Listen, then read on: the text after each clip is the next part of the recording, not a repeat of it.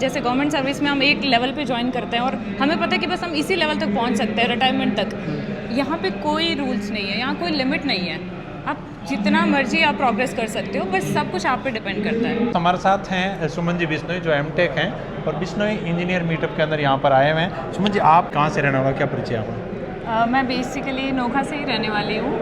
मेरी स्कूलिंग भी नोखा से ही कंप्लीट हुई है, 10th तक नोखा, फिर बीकानेर, फिर मैंने BSMS किया, NIT वारंगल गई, उसके बाद मैंने अपना मास्टर्स किया IISc बैंगलोर से, और अपना मास्टर्स करने के बाद प्लेसमेंट के थ्रू ही मैंने अपनी जॉब ज्वाइन की, जो कि मल्टीनेशनल कंपनी है US बेस्ड, टारगेट कॉरपोरेशन। तो मैं करंटली टारगेट में I am working there as a senior data scientist from past 3 years। एक इंजीनियर के लिए, पढ़ाई के लिए, परिवार वगैरह सब लोग अवेयर थे या फैमिली बैकग्राउंड क्या रहा? नहीं, मैं ये बोलूँगी कि इतना अवेयरनेस नहीं था, बट डेफिनेटली मेरे पेरेंट्स ने हमेशा सपोर्ट करा, but there were some times जब मुझे अपने लिए स्टैंड लेना पड़ा, जब शायद फैमिली और कोई लोग बिलीव नहीं करते, तब आपको लगता है कि नहीं, you have to speak up कि नहीं मुझे ये करना है। तो ऐसा टाइम आया जब मुझे NIT वारंगल जाना था, तो मेरे फैमिली ने बोला कि नहीं, एक बेटी घर से हाँ, जाती नहीं, है, मैं घर से बाहर ही थी, पर बोला कि सेंट्रल यूनिवर्सिटी में हो तो it's already very good institute. तो मदन भैया जो RS है, उन्होंने भी कहा कि नहीं यहाँ पे ठीक है, पर मैंने बोला नहीं, मैं जाऊँगी। तो मैंने अपने लिए फ़ाइट करी, तो मैं वहाँ गई। फिर मुझे NIT वारंगल में जाके और एक्सपोजर मिला कि अच्छा हाँ, कितने डिफरेंट फील्ड्स के लोग होते हैं, वो क्या क्या करते हैं, पूरे ऑल ओवर इंडिया से वहाँ लोग आते हैं। तो वहाँ से जो एक्सपोजर मिला, उसके बाद बेसिकली उसने मेरे करियर को काफ़ी शेप दी। उसके बाद फिर मैंने IISc ज्वाइन किया बैंगलोर में, बट अगर मैं वारंगल नहीं जाती तो शायद मैं यहीं पे असिस्टेंट प्रोफेसर लगती और अपने राजस्थान में ही रहती। बट वारंगल गई तो मुझे एक्सपोजर मिला कि हम बहुत कुछ कर सकते हैं। जैसे आज कौशल्या ने जी बोला कि एज ए इंजीनियर हम बहुत कुछ कर सकते हैं, और स्पेशली मैं AI की फील्ड में हूँ, तो ये आजकल सबसे ज़्यादा प्रोमिनेंट फील्ड है, सबसे ज़्यादा फेमस और सबसे ज़्यादा काम, अगर हम बात करें तो हाँ, लेटेस्ट में सबसे ज़्यादा AI है, तो मैं उसी फील्ड में काम कर रही हूँ। तो अब आज जब मैं वापस देखती हूँ पीछे, तो मुझे ऐसा लगता है कि हाँ, मैंने अपने लिए स्टैंड लिया, जो कि शायद बहुत अच्छा डिसीजन था। अब मुझे अपने पेरेंट्स भी कहते हैं कि अगर तू स्टेप नहीं लेती तो शायद यहाँ नहीं होती। यानी कि एक छोटा सा आप रिस्क नहीं लेते तो आज, हाँ, मतलब जिस पोस्ट में हो उसके बजाय कहीं हो। जिस हिसाब से बहुत सारी बहन बेटियां हैं इंजीनियर के फील्ड में आना चाहती हैं, डिफिकल्टीज क्या होती है? देखो, सबसे पहला तो फैमिली सपोर्ट होना चाहिए, एंड देन खुद पे भरोसा रखो। खुद पे भरोसा होना बहुत ज़रूरी है। कभी कभी ये होता है कि फैमिली इन फेवर है, बट आपको ही नहीं लगता कि आप कर सकते हो। तो खुद पे भरोसा रखो। आपकी कोई लिमिट नहीं है, आपकी कोई नॉलेज की कोई लिमिट नहीं है, आपकी कैपेबिलिटी की देयर इज़ नो लिमिट। तो आप उसको हमेशा बहुत एक्सपेंड कर सकते हो। तो अपने आप पे भरोसा रखो, कंसिस्टेंसी रखो, मेहनत करो। आपने जो चाहा है वो आप अचीव करोगे। शायद थोड़ा टाइम ज़्यादा लग सकता है, but you will achieve it eventually. तो मैं यही बोलूँगी कि अपने आप पे भरोसा रखो, मेहनत करो, और ब्लाइंडली कुछ मत करो, गाइडेंस लो। और आई थिंक ये मेनली ये प्रोग्राम गाइडेंस के लिए ही है। जब हम लोग थे तो हमारे पास कोई गाइडेंस नहीं था, हम बस चल रहे थे, अपना रास्ता बना रहे थे।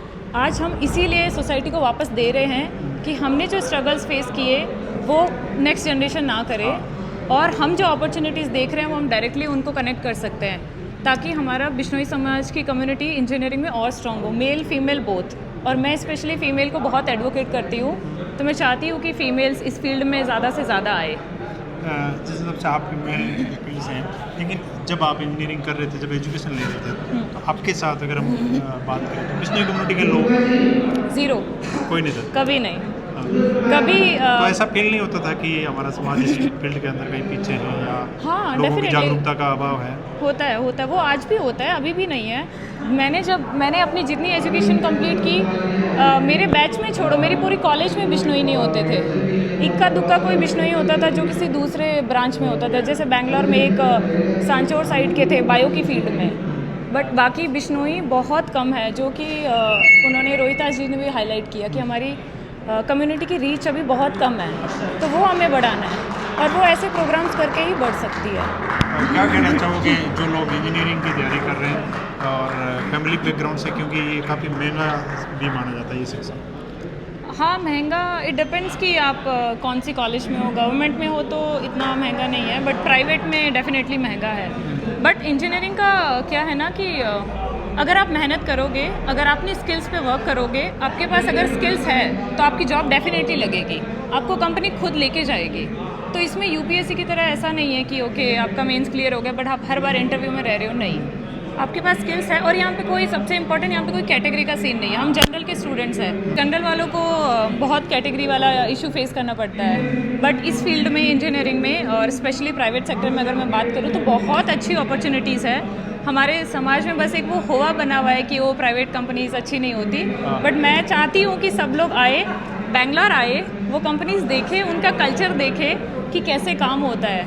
बहुत अच्छी कंपनीज है, बहुत अच्छा कल्चर है, मतलब शायद गवर्नमेंट से भी मतलब ये कुछ हद एक तक ऐसा बेटर जॉब है कि इसके अंदर आप अपना जितना टाइम और जितना एजुकेशन के अंदर टाइम और जितना एफर्ट लगाओगे हाँ। उतना ही आप अचीव कर सकते हो। हाँ। ये नहीं कि आप खाली हाथ रहोगे। हाँ, आप खाली हाथ भी नहीं रहोगे। आपने स्टार्टिंग भी अगर बहुत लो लेवल से करी है तो आप उस पर कॉन्टीन्यूसली काम करके आप बहुत ऊपर लेवल तक जा सकते हो। इसका ऐसा नहीं है कि आपने अगर जैसे गवर्नमेंट सर्विस में हम एक लेवल पे ज्वाइन करते हैं और हमें पता है कि बस हम इसी लेवल तक पहुंच सकते हैं रिटायरमेंट तक। यहाँ पे कोई रूल्स नहीं है, यहाँ कोई लिमिट नहीं है, आप जितना मर्जी आप प्रोग्रेस कर सकते हो, बस सब कुछ आप पे डिपेंड करता है। आप मेहनत करोगे, आपके पास स्किल्स रहेगी तो आप ग्रो करोगे और बहुत अच्छी पोजीशन पे पहुंचोगे, इंडिया, आउटसाइड इंडिया, सब जगह। इस इवेंट को लेकर क्या कहना चाहोगे? हाँ, सो डेफिनेटली इस प्रोग्राम में आके मुझे बहुत ज़्यादा अच्छा लगा, क्योंकि हम लोग बेंगलोर रहते हैं तो थोड़ा डिस्कनेक्टेड रहते हैं अपनी सोसाइटी से। यहाँ आने पे हम लोग काफ़ी कनेक्टेड फील कर रहे हैं अपनी सोसाइटी से। काफ़ी फेलो इंजीनियर से हम लोग मिले हैं जो कि गवर्नमेंट सेक्टर, प्राइवेट सेक्टर सब में काम कर रहे हैं। तो काफ़ी अच्छा प्रोग्राम है अवेयरनेस के मामले में। मैं चाहती हूँ कि ये ज़्यादा से ज़्यादा लोगों तक पहुँचे, जिनके जो पेरेंट्स तक भी पहुँचे और बच्चों तक भी पहुँचे, ताकि पेरेंट्स बच्चों को सपोर्ट करें और बच्चों को पता चले कि ओके आगे क्या मतलब करियर के रास्ते हैं, हम क्या कर सकते हैं, क्या अपॉर्चुनिटीज़ है। अगर वो भी नहीं पता तो एटलीस्ट दे नो कि किसको अप्रोच करना है। तो ये हमारी इस आज की मीटिंग ने एक प्लेटफॉर्म सेट कर दिया है जिसके थ्रू आपको ये पता है कि आपको किसको रीच आउट करना है।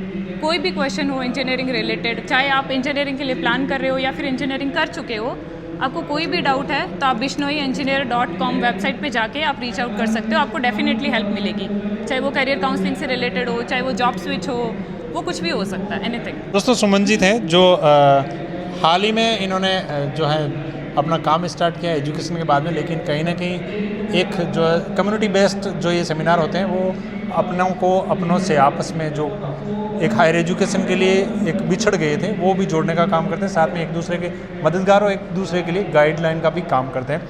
वो ये सारा जो है सेमिनार, ये सेकंड सेमिनार है, लेकिन हम चाहते हैं कि हर साल हो इस प्रकार। और जो लोग जहाँ बैठे हैं दूर दराज, वो अपना टाइम मैनेज करके आए और इसका टाइमिंग जो है नेक्स्ट ईयर का प्लान पहले हो ताकि बहुत सारे लोग जुड़ें। इन्हीं उम्मीदों के साथ आपने कीमती टाइम दिया, आपका थैंक यू, बहुत बहुत थैंक यू।